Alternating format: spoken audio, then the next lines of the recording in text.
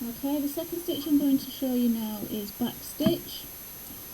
I'm going to knot my thread again at the end, on the long end. I've still got plenty of thread left, if you can see that, and I've got the shorter end there of the thread. What you don't want is doubling up your thread, because your stitch won't look very nice, it'll look too thick. So just keep checking that that's not happening. So I've knotted it, and I can start at the bottom of my line.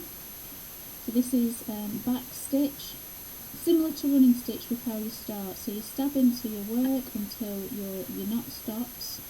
You stab into your fabric and then back up again on your line, just like what you do for running stitch. But instead of taking it forward like you would for running stitch, you take it back, hence back stitch. Stab into your work, pull it through, back up into your line and join it back up again. So you're continuing to go forward on your line, nice even stitches, join it up, going back, the back stitch. This again is really good for maybe stems of things, sewing round objects, lettering, just highlighting an area of a product or a design.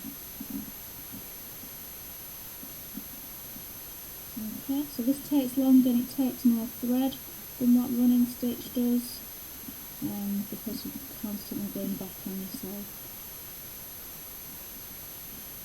So stabbing back up onto your fabric, stabbing back through to join it up. Now something's going to happen here, but I'm glad it's going to happen because I want to show it you. Right, now this, can't pull it through anymore, but my little tail end of the shorter thread has now got stuck. If I join that back, I am going to make my thread too thick and bulky, it's going to double up. So what I need to do, if this happens, you need to gently pull and pull this forward. Being careful to be gentle, because if you pull it too strongly, you're going to pull it from your needle, you pull from your needle. Okay, so join that back up again, back up on the line, join it back up again, back in our line, join it back up again, making a thread shorter again there, join it back up again, one more stitch and I think we'll leave it there, back up again, and my thread is getting pretty short as well. If my thread goes much shorter than this, I'm not going to be able to finish off. So be really conscious of that. For every stitch that you do, you don't really want your thread to go any shorter than that. So to finish off, exactly the same as back stitch, we sew underneath our last stitch, loop our thread underneath our needle, pull it through, and please call it thread, don't ever ask me for string, it's thread.